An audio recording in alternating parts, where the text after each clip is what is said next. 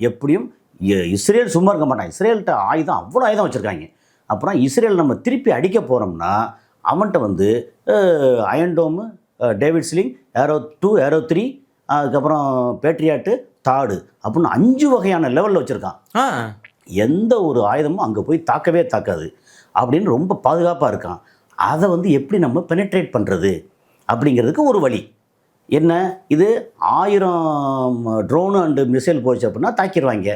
1050 போச்சுன்னா 1000 தாக்கிடுவாங்க, 50 தாக்க முடியாது. ஏன்னா அவன்கிட்ட வந்து தீர்ந்து போயிடும். ஆமாம். அப்போ அவனை தீர வச்சுட்டு மிச்சத்தை அப்புறம் அடிப்போம் அப்படின்னு என்னென்ன வழிகள்லாம் இருக்குது.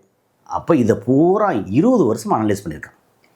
அப்புறம் பக்கத்தில் அப்பப்போ ஹிஸ்புல்லாவாக இருக்கட்டும், ஹமாஸ் அடிக்கும்போது இவன் போய் அடித்து குவிக்கிறாங்க. அப்போ என்ன மாதிரிலாம் யூஸ் பண்ணுறான் அப்படின்னு.